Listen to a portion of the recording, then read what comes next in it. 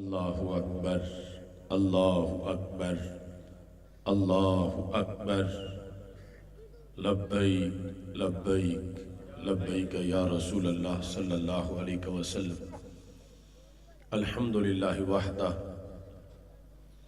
والصلاة والسلام علی من لا نبی بعدہ وعلی آلہ واصحابہ الذین اوفوا عہدہ اما بعد فاعوذ باللہ من الشیطان الرجیم بسم اللہ الرحمن الرحیم فَإِنْ آمَنُوا بِمِثْلِ مَا آمَنْتُمْ بِهِ فَقَدِ اهْتَدَوْا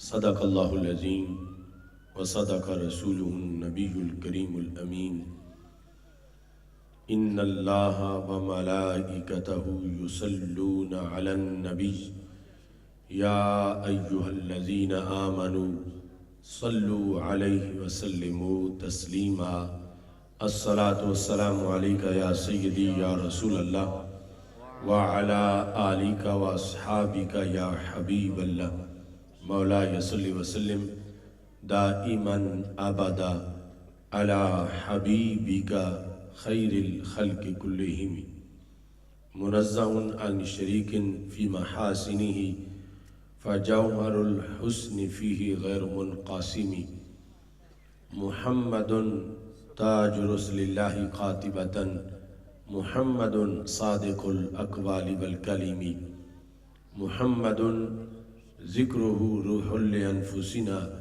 محمد شکرہ فرد علی الامم رب صلی وسلم دائما ابدا علی حبیبک خیر الخلق کلہم دریچے دل کے وار رکھنا گٹا رحمت کی چھائی ہے نہ سو جانا چمن والو شب میلاد آئی ہے وہ شب جس نے زمانے کی نگاہ میں روشنی ڈالی وہ شب جس نے زمانے کی نگاہ میں روشنی ڈالی سوغات نور کی پھر سے تمہارے پاس لائی ہے وہ شب جس سے ہوئے ایران کے آتش کدے ٹھنڈے اسی کی چشم تر نے آگ دوزخ کی بجھائی ہے تصور پختہ کر لیجے نگاہ میں طیبہ بھر لیجے یہیں بیٹھے سفر کیجے لو قسمت جگ مگائی ہے نہ جانے کس کے نغموں نے زباں پہ رس کو گھولا ہے یہ کس کے کیف سے ایمان کی دنیا مسکرائی ہے نہیں تجھ کو اے آصف نعت گوئی کا پتہ کوئی رضا کے سوز سے خالی تیری نغمہ سرائی ہے اللہ تبارک و تعالی جل جلالہ وعم نوالہ واتم برہانہ وعظم شانہ وجل ذکرہ وعز اسمہ کی حمد و ثنا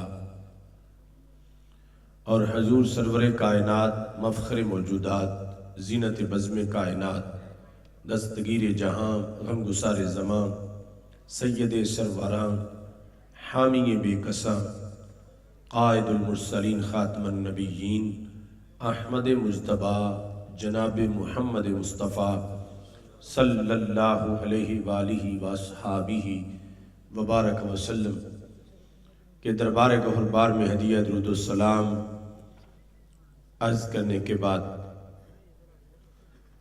رب ذوالجلال کے فضل اور توفیق سے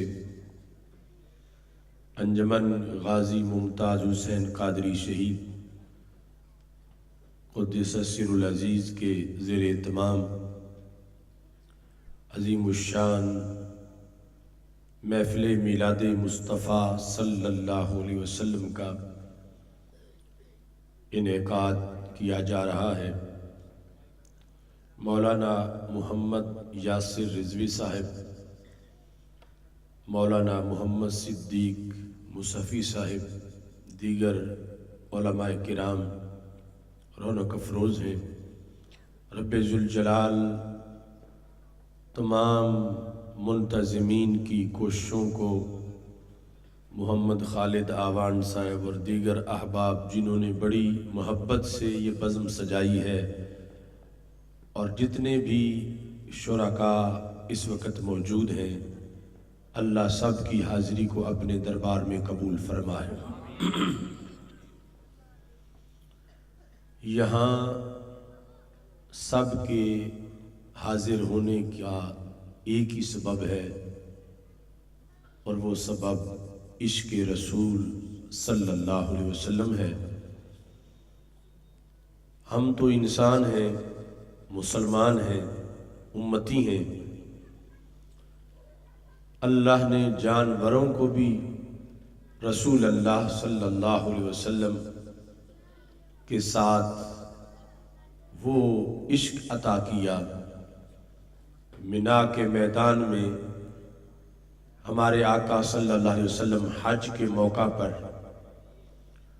جب اونٹنیوں کو ذبح کرنے کے لیے ہاتھ میں چھری لے کے کھڑے ہوئے تو حدیث شریف میں ہے فَتَفِقْنَا يَزْدَلِفْنَا إِلَيْهِ بِأَيَّتِهِنَّ يَبْدَأُ، وہ لائن میں کھڑی اونٹنیوں نے لائن توڑ دی، اور لائن توڑ کے رسول اللہ صلی اللہ علیہ وسلم کے قریب سمٹ کے آ گئی، اور ہر اونٹنی دوسری اونٹنی سے اپنی گردن آگے بڑھا رہی تھی تاکہ رب کے رسول صلی اللہ علیہ وسلم پہلے نمبر پہ مجھے ذبح فرمائے۔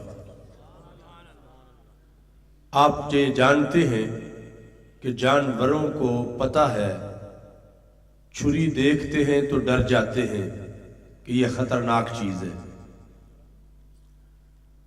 ہمارے آقا صلی اللہ علیہ وسلم نے ایک موقع پر جب دیکھا کہ ایک شخص بکری کو ذبح کرنے کے لیے اس نے بکری لٹائی ہوئی تھی اور چھری تیز کر رہا تھا، تو آپ ناراض ہوئے کہ تو اس کے سامنے چھری کیوں تیز کر رہا ہے؟ کیا تو اسے دو موتیں مارنا چاہتا ہے؟ تو اس سے یہ ثابت ہوا کہ جانور چھری دیکھ کے ڈرتا ہے، اسے اتنا پتہ چل جاتا ہے کہ یہ خطرناک چیز ہے۔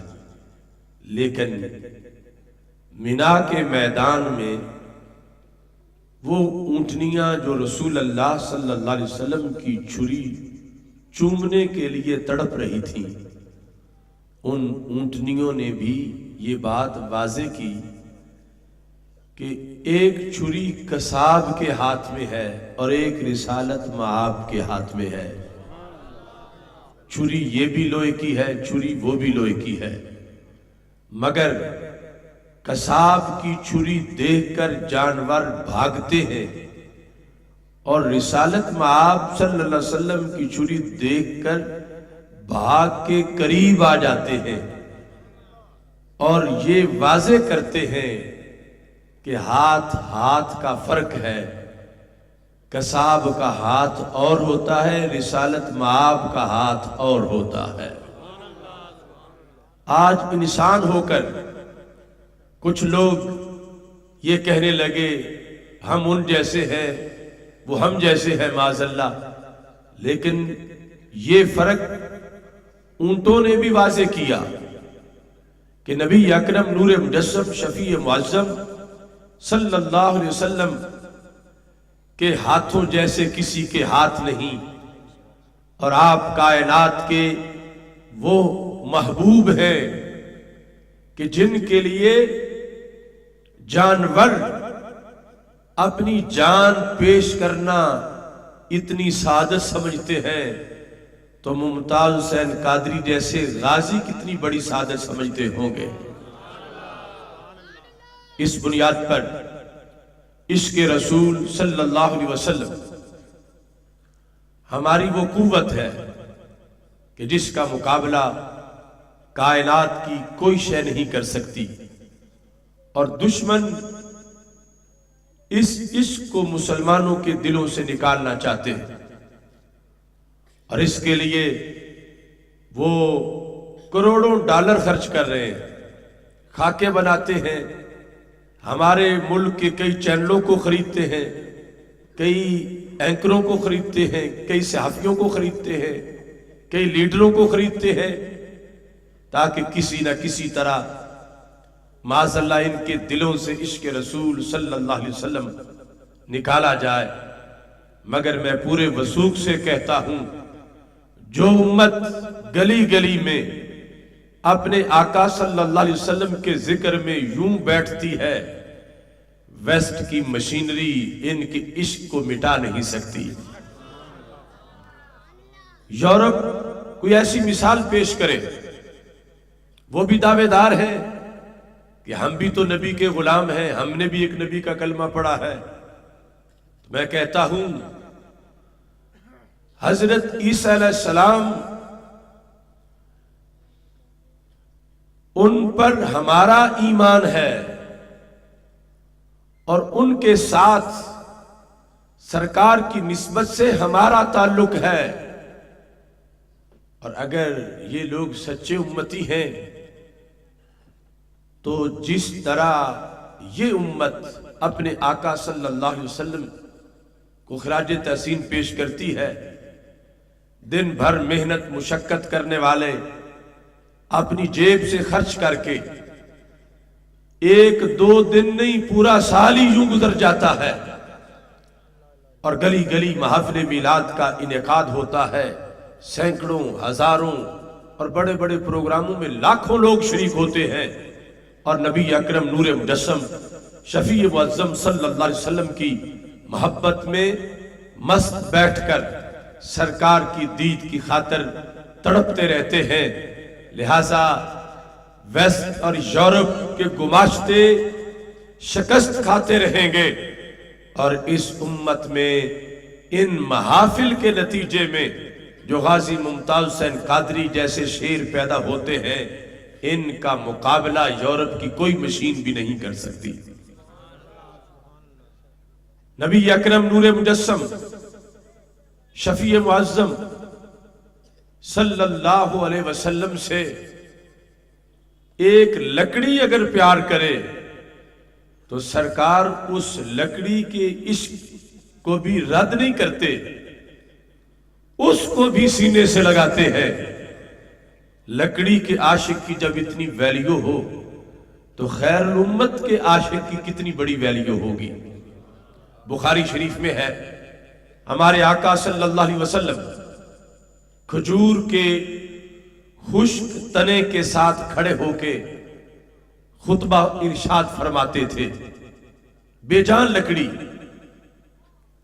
جب مجمع زیادہ ہو گیا، منبر بنایا گیا، ہمارے آقا صلی اللہ علیہ وسلم اس تنے کو چھوڑ کر جب منبر کی طرف بڑھے تو وہ تنا رو پڑا۔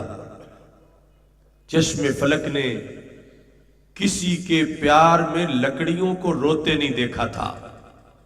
حدیث شریف میں ہے فَصَاحَتِ النَّخْلَةُ الَّتِي كَانَ يَخْطُبُ عِنْدَهَا، یعنی یہ کوئی محض خیالی بات نہیں، صحابہ نے کانوں سے سنا کہ جس درخت کے ساتھ ٹیک لگا کر ہمارے آقا صلی اللہ علیہ وسلم خطبہ دیتے تھے، اس نے زور زور سے رونا شروع کر دیا، حتی کادت ان تنشقا۔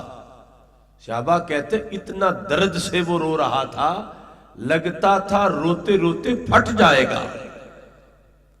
آج انسانی عاشق کو، جو انسانوں میں سے رسول اللہ صلی اللہ علیہ وسلم سے پیار کرنے والا ہے، اس کے لیے اس بات میں امید بھی ہے اور سبق بھی ہے۔ لکڑی ہو کر جب رسول اللہ صلی اللہ علیہ وسلم کے پیار میں وہ روئی تو ہمارے آقا صلی اللہ علیہ وسلم منبر پہ بیٹھے تھے، نیچے اتر آئے، فاتانا کہا، آ کے آپ نے اس سے معانقہ کیا، اس کو سینے سے لگایا۔ صحابہ کو تعجب تھا کہ ایک لکڑی روئی ہے تو اس کے لیے فوراً نیچے اترنے کی کیا ضرورت تھی؟ تو ہمارے آقا صلی اللہ علیہ وسلم نے اس موقع پر ارشاد فرمایا، लौ लम अहतदिनहा लहन्नत इला यौमिल क़ियामा। सहाबा, तुम्हें नहीं पता, आशिक लकड़ी का है मगर पक्का बड़ा है। मैं जानता हूं, इसने घंटा रो के चुप नहीं करना था, इसने पूरा दिन रो के भी चुप नहीं करना था, इसने पूरा हफ्ता रो के भी चुप नहीं करना था, पूरा महीना रो के भी चुप नहीं करना था, साल भर रो रो के फिर भी इसने रोना बंद नहीं करना था। फरमाया अगर मैं इसको सीने से ना लगाता तो इसने क़यामत तक रोना था। लहन्नत इला यौमिल क़ियामा। फरमाया मैं आशिकों को रुलाता नहीं हूं, आशिक पक्का हो अगरचे लकड़ी का हो, मैं उसको सीने से लगा लेता हूं। सहाबा कहते हैं जब सरकार ने सीने से लगाया तो वो यूं आहिस्ता आहिस्ता चुप हुआ, जैसे मां से दूर बच्चा रो रहा हो और मां फिर छाती से लगाए तो बच्चा आहिस्ता आहिस्ता अपना रोना बंद कर देता है, ऐसे उस लकड़ी ने भी अपना रोना बंद कर दिया। अब ये हदीसे सही से साबित है। ये है इश्क़ रसूल सल्लल्लाहु अलैहि वसल्लम। तारीख़ इंसानियत में महबूबों के बड़े बड़े मुहिब हुए, बड़े बड़े आशिक हुए, मगर कोई ऐसे महबूब नहीं गुजरे थे कि जिनके शौक में लकड़ियां रो पड़ी हों, और फिर कोई ऐसे महबूब भी नहीं हुए कि जिन्होंने लकड़ी को सीने से लगा लिया हो। तो नबी अकरम नूरे मुजस्सम शफी मुअज़्ज़म सल्लल्लाहु अलैहि वसल्लम के इस अमल में भी उम्मत के लिए एक बहुत बड़ा सबक था कि अगर आज कोई 4 महफिलें करके 10 दिन नमाज पढ़ के रातों को सरकार का इंतजार करके फिर फारिग होकर बैठ जाए, मैंने तो इंतजार किया वो तो आ ही नहीं रहे, मुझे दीदार नहीं करा रहे, तो उससे इस लकड़ी से सबक हासिल करना चाहिए। आरजी मोहब्बत पर सरकार तशरीफ नहीं लाते। सरकार ने जान लिया ये पक्का इतना है, मेरे आए बगैर इसने चुप नहीं करना, अगरचे क़यामत आ जाएगी ये तना लकड़ी का रोता रहेगा। तो जिस दिन हमारी उल्फत भी वो रंग लाएगी, जिस दिन हमारे नाले भी वो रंग लाएंगे, उस दिन हमें भी आका खुद जलवा दिखाएंगे। असल में वो बड़े पाक महबूब है, आंखों के गंदे शीशों में रौनक अफरोज नहीं होते, उनका तो अर्श पे भी इस्तिकबाल होता है। फिक्र कर तामीरे दिल की वो यहीं आ जाएंगे, बन गया जिस दिन मकान खुद ही मकीं आ जाएंगे। तो नबी अकरम नूरे मुजस्सम शफी मुअज़्ज़म सल्लल्लाहु अलैहि वसल्लम की इस हदीस में इतना हमारे लिए नूर और रोशनी का सामान है। हजरत इमाम शाफी एक जगह हरमे पाक में तकरीर कर रहे थे और आपने चैलेंज के तौर पर फरमाया कि रब्बे ज़ुल जलाल ने सारे अंबिया अलैहिस्सलाम को जो शानें दी थी वो सारी इकट्ठी हमारे नबी अलैहिस्सलाम को अता फरमा दी हैं, जो उन्हें एक एक दो दो करके दी, सब देकर फिर इस पे इजाफा भी फरमाया। ना कोई बताओ मुझे किसी नबी का मोजज़ा, मैं बताता हूं कि हमारे आका सल्लल्लाहु अलैहि वसल्लम में वो किस शान का मोजज़ा मौजूद है। एक नसरानी क्रिश्चियन, उसने कहा हजरत ईसा अलैहिस्सलाम तो मुर्दों को जिंदा करते थे, तुम बताओ हजरत मोहम्मद मुस्तफ़ा सल्लल्लाहु अलैहि वसल्लम का ऐसा मोजज़ा कि आपने मुर्दे को जिंदा किया हो। तो हजरत इमाम शाफी ने कहा मैं बताता हूं। फरमाया अगरचे मुर्दे को जिंदा करने की मिसालें भी मैं दे सकता हूं सरकार दो आलम सल्लल्लाहु अलैहि वसल्लम की तरफ से, मगर अल्लाह ने उन्हें तो इससे भी बड़ी शान अता फरमाई है। انہوں نے کہا وہ کیا؟ آپ نے فرمایا مردے کو زندہ کرنے کا مطلب یہ ہوتا ہے کہ پہلے ایک جگہ زندگی تھی، نکل گئی، دوبارہ وہاں لے آنا اس کو، یہ ہے احیاء موتا، مردے کو زندہ کرنا۔ یہ اتنا بڑا کام نہیں جتنا بڑا یہ کام ہے کہ وہاں زندگی لے آنا جہاں کبھی آئی نہیں تھی، جہاں پہلے تھی چلی گئی، واپس لانا کام بڑا ہے، مگر اس سے بڑا یہ کام ہے کہ جہاں کبھی آئی نہیں تھی وہاں زندگی لے آنا۔ تو انہوں نے کہا اس کا مطلب کیا ہے، مثال دو۔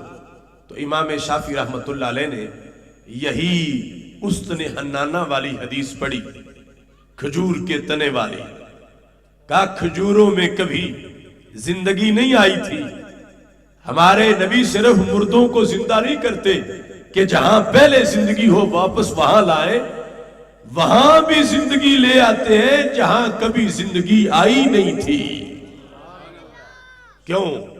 کھجور اگر روئی ہے تو کیوں روئی ہے؟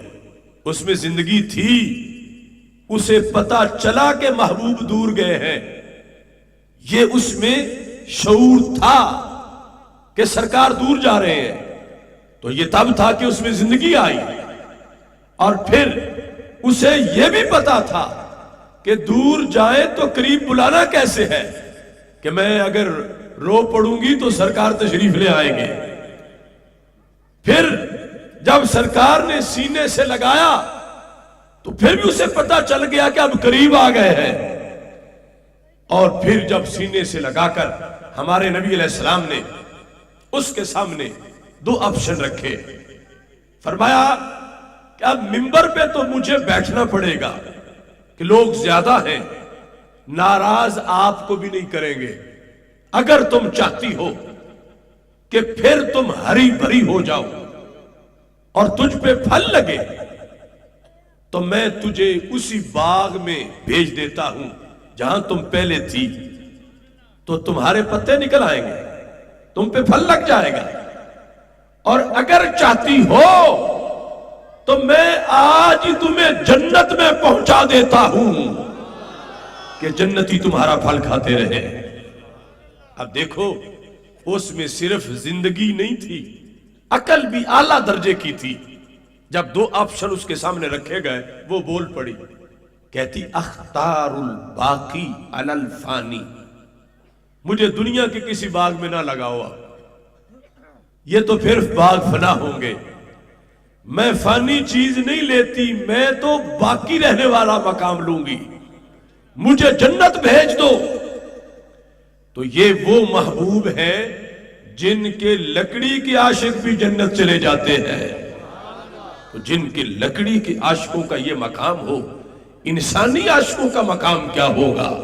اگر عشق سچا ہے تو نبی اکرم نور مجسم شفیع معظم صلی اللہ علیہ وسلم نے باقاعدہ اس سے گفتگو بھی کی۔ اب یہ سارے اوصاف زندگی کے اس میں کیسے آ گئے؟ بریلی شریف سے مجدد دین و ملت امام اہل سنت اعلی حضرت امام احمد رضا خان فاضل بریلوی رحمت اللہ علیہ نے مسئلہ حل کر دیا، جن کے تلووں کا دھون ہے آب حیات، ہے وہ جان مسیحا ہمارا نبی، کہ ہمارے آقا صلی اللہ علیہ وسلم کا بدن اس لکڑی سے لگتا رہا تو اس بدن کی قوت لامسہ، چھونے کی قوت کا کمال یہ ہے کہ وہ بے جان لکڑیوں میں جان پیدا کر دیتی ہے، تو جن کے بدن کو لکڑی چھوئے تو اس میں جان آ جائے، اس بدن کی اپنی حیات کا عالم کیا ہوگا؟ نبی اکرم نور مجسم شفیع معظم صلی اللہ علیہ وسلم کے ساتھ کیا ہوا پیار ضائع نہیں جاتا، اور سرکار سے محبت کا وہ تحفہ ملتا ہے کہ جس کو تولا نہیں جا سکتا۔ ہاں ضرورت اس امر کی ہے کہ انسان وہ پیار کرے جو طریقہ رب ذوالجلال نے ہمیں قرآن میں عطا کیا ہے۔ اللہ مطلقاً ایمان کو پسند نہیں کرتا کہ جیسا بھی ہو نبوت پر ویسے ہی ایمان لے آؤ۔ اللہ فرماتا فَإِنْ آمَنُوا بِمِثْلِ مَا آمَنْتُمْ بِهِ فَقَدْ اهْتَدَوْا، اے قیامت تک کے مسلمانوں وہ ایمان قبول ہوگا جو صحابہ کرام رضی اللہ تعالی عنہم کے دیے ہوئے طریقے کے مطابق ہے۔ چونکہ ہم نے تو دیکھا نہیں سرکار کو، جنہوں نے دیکھا تھا ان کا انداز کیا تھا۔ بخاری شریف سے ایک دو حوالے پیش کر کے اپنی بات ختم کرتا ہوں۔ حدیبیہ میں بیٹھے تھے صحابہ کرام رضی اللہ تعالیٰ عنہم، پانی ختم ہو گیا۔ جب پانی ختم ہوا تو صحابہ کرام رضی اللہ تعالیٰ عنہم نے سرکار سے درخواست کی کہ اب کیا کریں، وضو بھی کرنا ہے، پینا بھی ہے، پانی جو تھا ختم ہو گیا، اتنا بڑا قافلہ ہے۔ تو میرے آقا صلی اللہ علیہ وسلم نے فرمایا کہ جس برتن میں تھوڑا سا ہے وہ برتن لے آ۔ برتن پیش کیا گیا تو ہمارے آقا صلی اللہ علیہ وسلم نے اپنا ہاتھ اس برتن میں رکھا، یہ بخاری شریف میں ہے، فَجَعَلَ الْمَاءُ يَنْبُو مِنْ بَيْنِ أَصَابِعِهِ، سرکار کی پاک انگلیوں کے بیچ سے چشمے جاری ہو گئے۔ آج لوگ اپنے اوپر قیاس کر کے نبوت کو سمجھنا چاہتے ہیں کہ ہمارے بھی ہاتھ ان کے بھی ہاتھ۔ انہیں کہنا چاہیے سیرت یہ نہیں کہ ہاتھ گنو، یہ تو بچے بچے کو پتا ہے کہ ان کے بھی دو ہاتھ ہیں۔ سیرت یہ ہے کہ بتاؤ کہ ہاتھوں سے رحمت کے چشمے بھی جاری ہوتے ہیں۔ انگلیوں سے پانی نکلا، کیا انداز تھا۔ اعلی حضرت امام احمد رضا خان فاضل بریلوی رحمت اللہ علیہ فرماتے ہیں انگلیاں ہیں فیض پر ٹوٹے پیاسے جھوم کر، ندیاں پنجاب رحمت کی ہے جاری واہ واہ۔ یعنی 5 انگلیاں پنجاب رحمت، ندیاں پنجاب رحمت کی ہے جاری واہ واہ۔ عام انسانی بدن اس میں خون ہے، رطوبت ہے، پانی ہے، اور یہ سرکار کا پیکر ہے۔ عام انسانی بدن سے جو نکلے رطوبت، خون، پلید، اور یہ پانی زمزم اور کوثر سے بھی شان والا، اور ہے کتنا، سینکڑوں صحابہ ہے، پانی انہوں نے پیا، وقت گزر گیا۔ کئی سال بعد حضرت جابر رضی اللہ تعالی عنہ سے کسی نے یہ سوال کیا کم کنتم یومئذ، جابر یہ بتاؤ اس دن تم کتنے تھے جنہوں نے پانی پیا، تاکہ ہم دنیا کو بتائیں کہ ہمارے نبی علیہ السلام کی کیا شان ہے۔ انگلیوں سے اتنا پانی نکلا کہ اتنے 100 لوگوں نے پی لیا، اتنے 1000 لوگوں نے پی لیا۔ تو حضرت جابر نے کہا یہ نہ پوچھو ہم کتنے تھے، یہ پوچھو پانی کتنا تھا۔ کہتے ہم تھے 1500، لو کننا 100,000 لکفانا، لیکن میرا ایمان ہے اگر ہم 1,00,000 بھی ہوتے تو پانی کافی تھا۔ لو کننا 100,000، 100,000 یعنی 1,00,000، اگر ہم 1,00,000 بھی ہوتے، ہم 1500 تھے لیکن ہم 1,00,000 بھی ہوتے تو پانی کافی تھا۔ اب یہاں سرکار کی شان بیان کرنے کا ایک طریقہ صحابہ نے دیا، اس کو اچھی طرح سمجھنے کی ضرورت ہے۔ پیا 1500 نے ہے تو مانا 1,00,000 کا کیوں ہے؟ 1500 اور 1,00,000 میں تھوڑا فرق نہیں، کسی نے کسی کا 1500 دینا اور وہ 1,00,000 مانگنا شروع ہو جائے تو کوئی حساب آپس میں ملنے والی بات ہی نہیں۔ پیا 1500 نے ہے، مانا 1,00,000 کا ہے، اور ماننے والے وہ ہیں جن کے بارے میں قرآن کہتا ہے اولئک ھم الصادقون، سارے ہی سچے ہیں، جھوٹی بات نہیں کرتے۔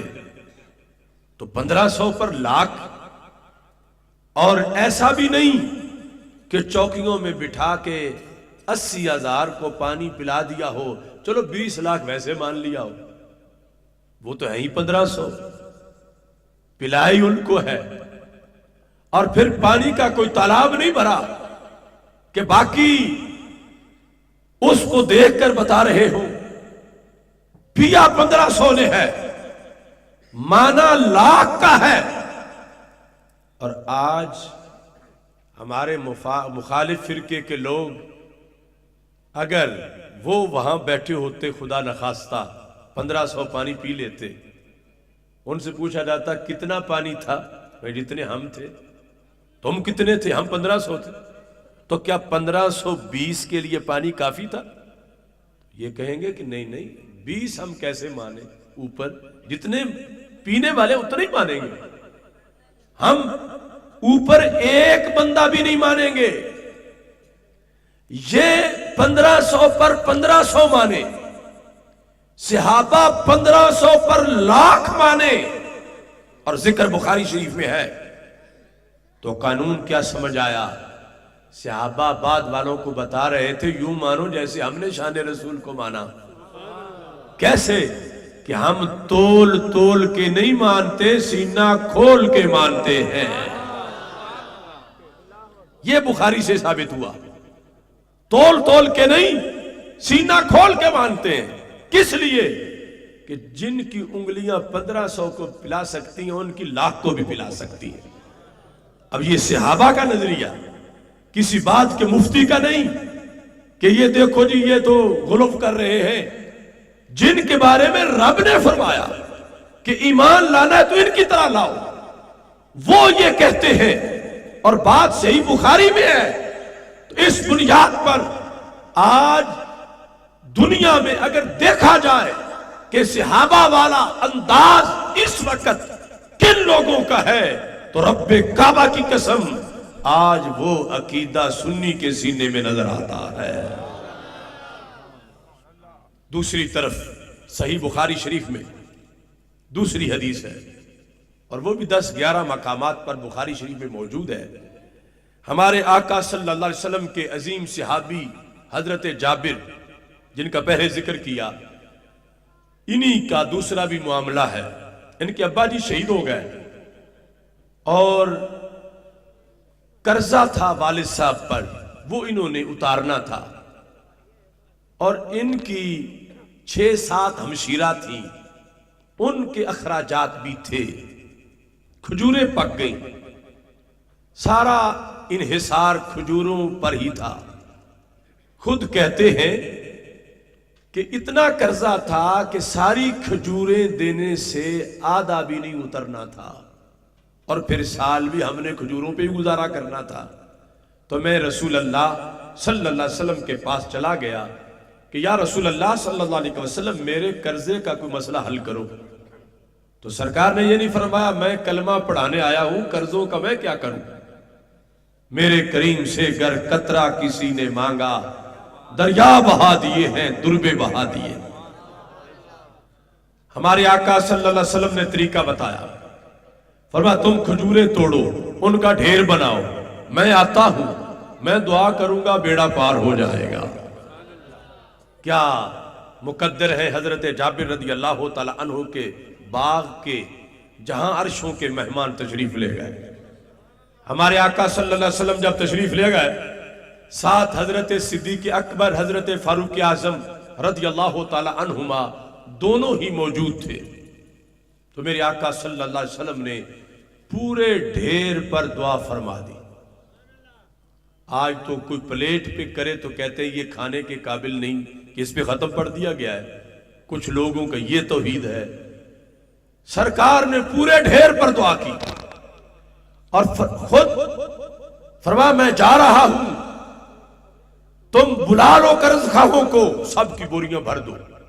حضرت صدیق اکبر، حضرت فاروق اعظم رضی اللہ تعالیٰ عنہما وہ بھی ساتھ واپس چلے گئے۔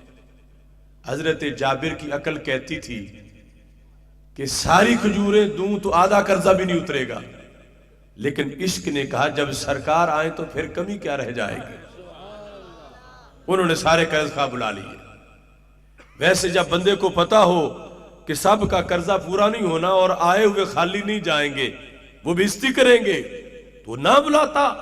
حضرت جابر نے سب بلا لیے، ان کی بوریاں بھرنا شروع کر دیں، بھرتے گئے بھرتے گئے بھرتے گئے بھرتے گئے، نتیجہ تن سارا قرضہ اتر گیا۔ سارا قرضہ اترا، شام کا وقت ہوا، مسجد نبوی شریف میں تشریف لے گئے۔ کہتے ہیں یا رسول اللہ صلی اللہ علیہ وسلم، آپ کے تشریف لے جانے سے اتنا کرم ہوا، اتنا کرم ہوا، اتنا کرم ہوا، سارا قرض اتر گیا اور ڈھیر میں سے ایک کھجور بھی کم نہیں ہوئی۔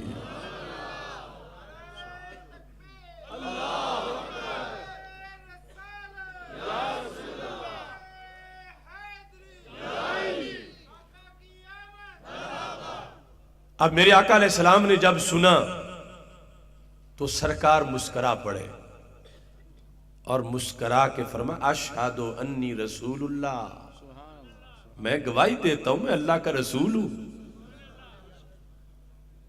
اب دیکھیے اس حدیث کو سننے میں بھی ایک دلیل بن گئی ابھی جس جملے کو سن کر آج سے 14 صدیاں پہلے مسجد نبوی شریف میں اللہ کے رسول صلی اللہ علیہ وسلم مسکرائے تھے، اسی جملے کو سن کر کوٹلی گھاسی کے مسلمان بھی مسکرا پڑے ہیں۔ یہ بات سچی ہے نا؟ سارے مسکرائے، حالانکہ میں نے نہیں کہا کہ میں نے ایک جملہ بولنا تم نے مسکرانا ہے، اور ایسا بھی نہیں ہوا کہ تمہیں جلسے کے 10 گھنٹے بعد پتا چلا ہو کہ وہاں تو مسکرانا چاہیے تھا، تو ہم مسکرائے نہیں، اب مسکرا لیتے ہیں۔ نہیں، تاخیر تو 1 منٹ کی بھی نہیں ہوئی، جملہ ختم ہوتا گیا ہے، ساتھ ہی تم مسکرائے ہو، خوش ہوئے ہو، چہرے کھل اٹھے ہیں۔ اور مزے کی بات یہ ہے جو جملہ سن کے ہمارے نبی علیہ السلام نے نعرہ رسالت لگایا تھا، اسی جملے پہ مجمع میں اب بھی نعرہ رسالت لگا ہے۔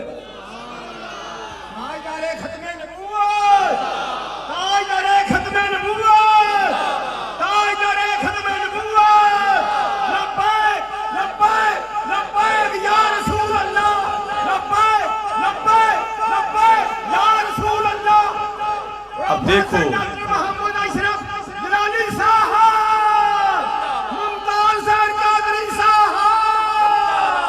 اب دیکھو یہ دلیل میں جو عرض کر رہا ہوں تم دنیا کے چوک میں کھڑے ہو کے پیش کر سکتے ہو۔ ہماری مٹی اگرچہ پنجاب کی ہے مگر سینے میں نور مدینہ شریف کا ہے، کہ جس بات کو سنے سرکار مسکرائیں۔ سنی ہونے کا یہ مطلب ہوتا ہے کہ جو سرکار کا مزاج ہے اس کی تجلی اہل سنت کے مزاج پہ پڑی ہے، اگرچہ سنی ان پڑھ کیوں نہ ہو، ریڑی لگانے والا، چارہ کاٹنے والا، دوسرے فرقے کا کوئی بہت بڑا شیخ الحدیث کیوں نہ ہو، اسے پڑھنے سے یہ خوبی نہیں ملے گی جو ان پڑھ سنی کو بھی ملی ہوئی ہے۔ اگر اس کے سامنے یہ حدیث بیان کی جائے کہ سرکار تشریف لے گئے تھے، قرضہ سارا اتر گیا، کھجوریں ساری بچ گئیں، تو وہ کہے گا پھر بوریوں بھی کیا ڈالتے رہے، عقل نہیں مانتی، پھر مٹی ڈالی تھی، ہم چیک کریں گے، دیکھیں گے۔ وہ سنے گا تو اس کا چہرہ مرجھا جائے گا، کیوں؟ اس کی ڈیمانڈ اور ہے، تمہاری ڈیمانڈ اور ہے، اس کی پسند اور ہے، تمہاری پسند اور ہے۔ یہ ان کے مجمع میں حدیث بیان کر کے دیکھو بخاری، لگے گا سب پہ مرگ طاری ہو گئی ہے، دیے کا تیل ہی ختم ہو گیا ہے، کیونکہ انہیں یہ تلاش ہے کہ ہمارا خطیب ہمیں کوئی ایسا حوالہ دے، ہم پھر صبح محلے داروں کو کہیں تم کہتے ہو نبی کی یہ شان ہے، ہمارے مولوی تو رات بتا رہے تھے کہ آپ نے تو پورا دن دعا مانگی، رات بھی مانگی، ہفتہ پورا مانگی، مہینہ سارا مانگی، پھر بھی کچھ نہیں ہوا تھا۔ تو ان کو یہ طلب ہے، اور تجھے وہ پسند ہے جو ہمارے آقا کو پسند ہے۔ دیکھو کتنا مزاج ملا ہے، اللہ کی دین ہے، یہ اللہ کی تقسیم ہے۔ دوسرے کو حصے میں وہ آیا، ہمارے حصے میں یہ آیا۔ سرکار دعا کر کے تشریف لے گئے تھے تو ہر گھڑی خیال تھا جابر کا بیڑا پار ہو جائے۔ یہ سرکار کو نہیں تھا پسند کہ دعا تو کر آیا ہوں مگر قرضہ نہ اترے، یہ پسند تھا۔ اور میں غیب نہیں جانتا، لیکن میں تمہارے چہرے پڑھ کے کہہ رہا ہوں کہ جب یہ کھجوروں والی حدیث میں نے بیان کرنا شروع کی، تم بھی سوچ رہے تھے حدیث ختم ہوگی تو قرضہ اتر چکا ہوگا۔ یہ چہروں کی خوشی یہ ہے، اندر سے لائن ملی ہوئی ہے مدینہ منورہ سے۔ نبی اکرم نور مجسم شفیع معظم صلی اللہ علیہ وسلم کے ساتھ رابطہ ہے۔ دوسرے فرقوں کے پڑے ہوئے بھی یہ خوشی ان کو نصیب نہیں، ہمارے ان پڑھ کو بھی نصیب ہے۔ اور اس لیے میں کہتا ہوں اس طرف بھی آدمی ہے، اس طرف بھی آدمی، ان کے بوٹوں پہ چمک ہے، ان کے بوتھوں پہ نہیں۔ بوتھا تو سمجھتی ہو نا پنجابی کا، اس طرف بھی آدمی ہے، اس طرف بھی آدمی، ان کے چہرے تو چہرے رہے، ان کے بوٹوں پہ چمک ہے، ان کے بوتھوں پہ نہیں۔ کیوں کہ یہ وہاں خوش ہوتے ہیں جہاں سرکار خوش ہوئے تھے، وہاں نعرہ لگاتے ہیں جہاں سرکار نے خود نعرہ لگایا تھا۔ اتنے سنت کے پابند ہیں، خود بخود آٹومیٹکلی سرکار نے جہاں کہ اشہدو انی رسول اللہ، اگرچہ حدیث آج یہ پہلی بار سنے، لیکن اندر نظام ہی ایسا ہے کہ جہاں سرکار نے خود فرمایا میں گواہی دیتا ہوں میں اللہ کا رسول ہوں، تو یہ 15ویں صدی میں بھی امتی ایک منٹ بھی لیٹ نہیں ہوئے، فوراً بولے رسول اللہ صلی اللہ علیہ وسلم کی رسالت پر۔ یہ صداقت ہے ہمارے مسلک کی۔ ویڈیو یہ بھی بن رہی ہے، اور میں چیلنج سے کہتا ہوں ان کے مجمع میں پہلے تو ایسی حدیث بیان کوئی نہیں کرے گا، اگر کرے گا تو مجمع کو شک ہو جائے گا کہ یہ کہیں عقیدہ توحید سیمینار سے متاثر ہو کے عمر فاروق توحیدی بن گیا ہے، کہ یہ کیسی باتیں کر رہا ہے۔ جب حدیث بیان ہوگی مجمع کو سانپ سونگھ جائے گا، تو دونوں مجمع سامنے رکھ کے پھر بتاؤ کہ سنی کون ہے، کہ سرکار کی سنت کس میں نظر آئے، سرکار سے رابطہ کس کا ہے، سرکار سے نسبت کس کی ہے۔ یہ چیلنج کے طور پر میں کہہ رہا ہوں، اور یہ ہے حقانیت جو دنیا کے چوک میں کھڑے ہو کر تم بیان کر سکتے ہو۔ اب جس وقت میرے آقا صلی اللہ علیہ وسلم نے فرمایا میں رسول ہوں اللہ کا، ایسا ہو نہیں تھا، اور اس پر پھر آگے حکم دیا، یہ بات جو تم نے دیکھی نا جابر، اب اس کا چرچا ہونا چاہیے، یہ پہنچنی چاہیے امت تک، کہ میرے غلاموں کو پتا ہو کہ ہمارے آقا کا مقام کیا ہے۔ غلام خوش ہوں گے کہ سرکار کے آنے سے اتنا کرم ہو جاتا ہے، تشریف لانے سے۔ تو پہلے تو میں نے مجمع کا حوالہ دیا، اب میں خطیب کا حوالہ دیتا ہوں کہ میں تمہیں وہ تقریر سنا رہا ہوں جس کے سنانے کا سرکار نے حکم جاری کیا۔ حضرت جابر رضی اللہ تعالیٰ عنہ نے تو ویسے بھی آگے بات پہنچانی تھی، لیکن سرکار نے ڈیوٹی لگائی، ائت ابا بکر و عمر فاخبرہما، اے جابر چلو جاؤ، جو مجھے بتایا ہے میرے ابو بکر کو بھی بتاؤ، جو مجھے بتایا ہے میرے عمر کو بھی بتاؤ۔ امت کے ان دو لیڈروں کا نام لے کر سرکار واضح کر رہے تھے کہ ابو بکر و عمر تک بات پہنچی تو چلتے چلتے کوٹلی گھاسی تک پہنچ جائے گی۔ ائت ابا بکر و عمر،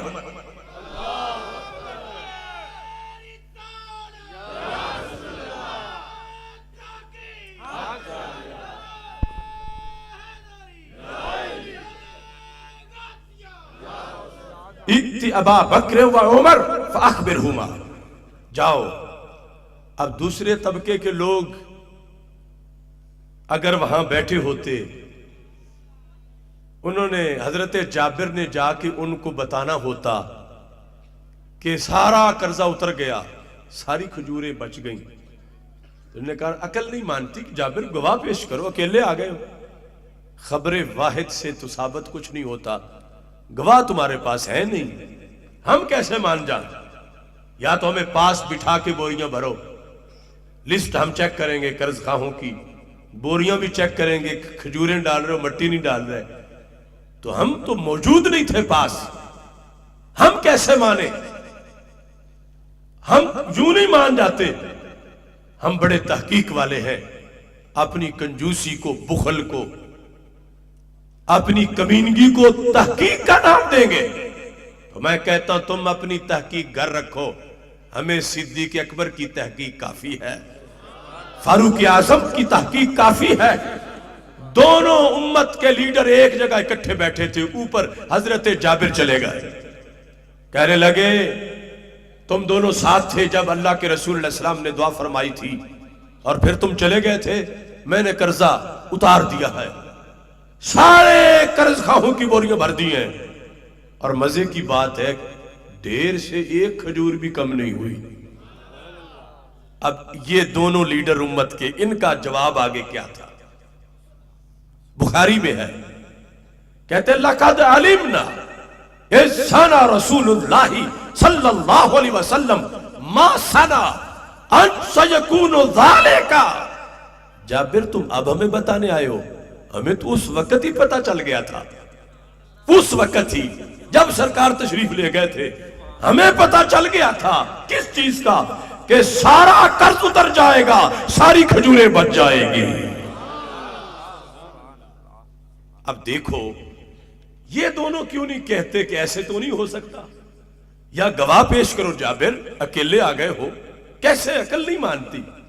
तो हजरत सिद्दीक अकबर, हजरत फारूक आजम रदी अल्लाह ताला अन्हु ने वाजे किया कि जब सरकार की बात हो तो फिर तराजू ना पकड़ो, फिर तोलने की कोशिश ना करो, फिर बुखल ना करो, फिर कंजूसी ना करो।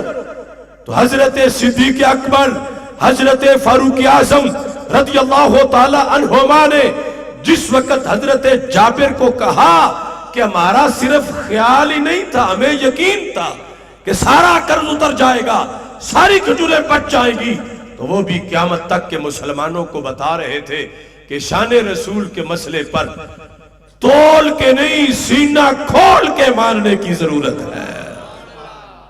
तो ये अंदाज अहले सुन्नत व जमात को रब्बे जुल जलाल ने अता किया, इसकी बरकत है कि पढ़े हुए तो पढ़े हुए हैं, अनपढ़ भी इश्क में मुमताज कादरी बन जाते हैं, और फिर रब उनको इल्मों के खजाने भी अता फरमा देता। अब देखो गाजी मुमताज हुसैन कादरी शहीद कुद्दस सिरुल अजीज, आपके लिहाज से जब हमने तहरीक शुरू की 4 जनवरी 2011 को यह वाकया पेश आया, 9 जनवरी को पाकिस्तान की तारीख का पहला बड़ा इज्तिमा ईवान इकबाल लाहौर में हमें मुनक्किद करने की सादत हासिल हुई। आप में से बहुत से लोग होंगे जो वहां शरीक हुए। ये एक तारीख है, क्योंकि लोग तारीख पर भी जुल्म कर जाते हैं, उसे ज़हन में रखना चाहिए। जब मुमताज कादरी का नाम ऊंचा लेना जुर्म करार पाया था, जब उन्हें गाजी कहना जुर्म करार पाया था, जब उन्हें हीरो कहना जुर्म करार पाया था, और बड़े बड़े मुफ्तियान किराम और लीडर अपने फोन बंद करके रखे हुए थे कि कोई मीडिया वाला पूछे तो हम क्या जवाब दें, अगर ना बोले तो फिर भी बेइज्जती है, और अगर बोले तो ऊपर शिकंजा सख्त है, क्या बोले। ऐसे आलम में अल्लाह ने तौफीक दी, सिर्फ 4 दिन बाद सरकारी जगह ईवान इकबाल में गवर्नर हाउस के करीब اللہ کے فضل سے 4.5 گھنٹے میں نے دلائل دیے کہ ممتاز قادری دہشت گرد نہیں، یہ ملت کی آنکھوں کا ستارہ ہے، اور وہ ریکارڈ پر ہے۔ یہ لوگ بعد میں لیڈری میں آئے، یہ سارے طالب علم بن کے بیٹھے ہوئے تھے، جج بیٹھے تھے، جسٹس نذیر اختر، جسٹس نذیر غازی، صاحبزادہ فضل کریم، اس طرح کی ساری قیادت، اور پھر وکلا، انجینئرز، ڈاکٹرز، سارا ایوان اقبال مکمل فل تھا۔ 4.5 گھنٹے دلائل دیے تھے۔ ہمیں یہ نہیں پتا تھا کل ہمارے ساتھ کیا ہوگا، کل کیا حالات بنتے ہیں، کتنی سختی ہوتی ہے، کتنے رستے بند ہوتے ہیں، کتنے مقدمات درج ہوتے ہیں۔ اور اس کے چند دن بعد 19 جنوری کو داتا دربار سے ہم نے کاروان عظمت رسول صلی اللہ علیہ وسلم چلایا۔ یعنی جس ممتاز قادری کا حجرے میں بیٹھ کر نام لینے سے لوگ ڈر رہے تھے، ہم لاہور سے جلوس لے کر ممتاز قادری کے گھر تک مارچ کرتے پہنچے، اور جب پنڈی پہنچے تو رستہ بند کر دیا گیا۔ ہم نے 15 منٹ کا ٹائم دیا، کہا کہ اگر تم نے نہ کھولا تو نتائج کی ذمہ داری آپ پر ہوگی۔ یہ حالات وہ تھے کہ پنڈی اسلام آباد میں سناٹا طاری تھا، کوئی جلسہ، کوئی جلوس، کوئی پریس کانفرنس اس کا نام و نشان نہیں تھا۔ غازی صاحب کے بھائی دل پذیر آوان کہتے ہم اپنے بچے سکول بھی نہیں بھیج سکتے تھے، اتنا ہم پر دباؤ تھا۔ لاہور سے کارواں لے کر جب ہم عشاء کے ٹائم صبح کے چلے ہوئے، غازی صاحب کے گھر کے باہر ٹرالا کھڑا کر کے مین سڑک پہ ہم نے جب جلسہ کیا، اسلام آباد کا جمود توڑا، اس وقت کی تقریر بھی ریکارڈ پر ہے، جو بعد کی ساری تحریک کے لیے ایک پورا لائحہ عمل ہے۔ اللہ کا فضل ہے، ہم نے دیکھے بغیر ممتاز سے پیار کیا، اور اس مرد حق نے ہمارے ایک جملے کو بھی ٹھیس نہیں پہنچائی۔ جتنا ہم نے قد بیان کیا اس سے کئی گنا اونچا قد اس کا نظر آیا۔ اس وقت میں نے کہا تھا ہر عاشق رسول کا دلدار قادری، اب بن گیا ہے عشق کا معیار قادری۔ معیار عشق ہونا بہت بڑی ڈگری ہے، کہ کسی کو پہچاننا ہو کہ یہ عاشق رسول صلی اللہ علیہ وسلم ہے تو اسے یہ پیمانہ ممتاز قادری سامنے لا کے پھر دیکھو کہ عاشق ہے یا نہیں، یہ ہے معیار عشق۔ تو مجھے بڑے بڑے مفتیان کرام نے یہ کہا تھا کہ تم ایک عالم دین ہو، فقیہ ہو، فتویٰ دینے والے ہو، تو بندے کا کوئی اعتبار نہیں ہوتا، وہ ایک عام سپاہی ہے، کل وہ بدل جائے، وہ معافی مانگ لے، 100 مشکلات میں آ کے بندہ گھبرا جاتا ہے، تو تمہارے ان لفظوں کا کیا بنے گا؟ تم ان کو معیار عشق قرار دے رہے ہو۔ اور صرف یہی نہیں، اگلے شعروں میں اور بھی بہت کچھ میں نے کہا تھا۔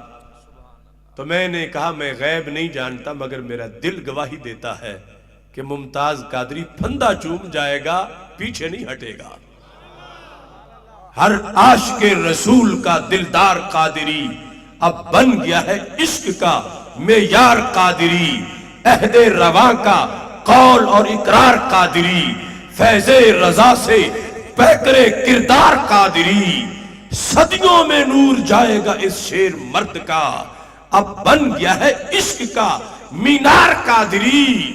حکمرانوں سے کہا تم روکتے ہو ایک بار نام لینے سے، میں کہہ رہا ہوں برملا لکھ بار قادری، میں کہہ رہا ہوں حاکموں سے خوب جان لو، اب ہر گلی میں پاؤ گے تیار قادری۔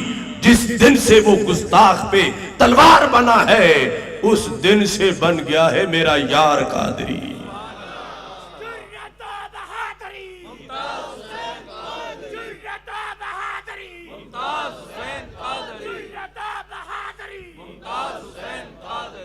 تو یہ اس گناہگار بندے کا کہنا کہ اب ہر گلی میں پاؤ گے تیار قادری، تو ہر گلی میں لبیک کا نعرہ گونجا ہے یا نہیں گونجا؟ ہر گلی میں سنی جوان جب لبیک کا نعرہ لگاتے ہیں تو باطل قوتوں کے دل دہل جاتے ہیں، کیونکہ یہ نعرہ لگاتے ہوئے اس سنی کو یہ پرواہ ہی نہیں کہ مجھ پہ کوئی گولی چلائے گا یا کوئی لاٹھی چارج کرے گا۔ اس کا جذبہ ایسا ہوتا ہے، بڑے بڑے جابر ڈکٹیٹر ظالم ڈر جاتے ہیں کہ یہ ہے کیا، ان کے اندر کیا ہے۔ ہم سے پوچھا بھی گیا کہ یہ لوگوں میں جذبہ یہ کیا چیز ہے؟ میں نے کہا میں نے اس وقت کہا تھا کہ ممتاز کو مت چھیڑنا ورنہ گلی گلی ممتاز نظر آئیں گے۔ یہ بیداری فیض ہے ممتاز حسین قادری کا، اس نے قربانی دے کر خود آنکھیں بند کر لی ہیں مگر کروڑوں کی کھول دی ہیں، اور یہ تحفظ ناموس رسالت کی تحریک پاکستان کے اندر پوری دنیا میں ایک امتیازی حیثیت رکھتی ہے۔ پوری دنیا میں جب مسلمانوں کی آزمائش کا وقت آتا ہے تو درجہ حرارت کہیں بھی اتنا اونچا نہیں جاتا جتنا پاکستان میں درجہ حرارت اس کا جاتا ہے، تو اس کو ہم نے مسلسل رکھنا ہے۔ آسیہ ملعونہ کے مسئلے پر، 295 کے تحفظ پر، ختم نبوت کی جو آئین میں شکے ہیں ان کی حفاظت پر، کیونکہ اب جو خربوزوں کی نگرانی کے لیے گیدڑ بٹھایا گیا ہے، پتہ نہیں اس نے کیا کیا ستم کرنے ہیں، اللہ اسے ہدایت عطا فرمائے، لیکن ہم نے مسلسل اپنا یہ عہد پورا کرنا ہے۔ اب اس مقدس محفل میں گفتگو ختم کر رہا ہوں، لیکن چونکہ ابھی سلسلہ ثناخوانی کا جاری رہے گا، آپ نے تشریف رکھنا ہے، میرے ساتھ کھڑے ہو کر ایک بار حلف اٹھاؤ آسیہ ملعونہ کو سزا دلوانے کے لیے، 295 کی حفاظت کے لیے، اور اس ملک میں نظام مصطفیٰ صلی اللہ علیہ وسلم کے نفاذ، اس کی حکمرانی کے لیے نعرہ تکبیر،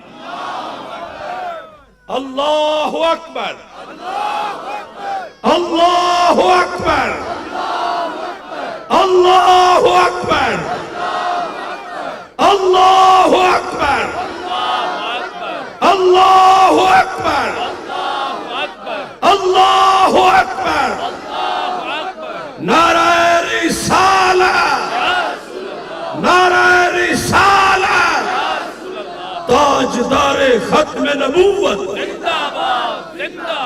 تاجدار ختم نبوت، تاجدار ختم نبوت۔ ہم تھکے نہیں ہیں، ہم بکے نہیں ہیں، ہم رکے نہیں ہیں، ہم جھکے نہیں ہیں، ہم دبے نہیں ہیں، تیرے دین کی خاطر ہم بڑھتے رہیں گے، تیری شان کی خاطر ہم جان بھی دیں گے، میں مر بھی گیا تو میرے کفن پہ لکھنا، میری قبر پہ لکھنا، چھایا چھایا، چھایا چھایا، چھایا چھایا، گستاخ کا جو یار ہے، گستاخ کا جو یار ہے، آسیہ ملعونہ کو، آسیہ ملعونہ کو، آسیہ ملعونہ کو، آسیہ ملعونہ کو، غیر شریف فیصلہ، غیر شریف فیصلہ، غیر شریف فیصلہ، غیر شریف فیصلہ، لبیک لبیک لبیک یا رسول اللہ، لبیک لبیک لبیک یا رسول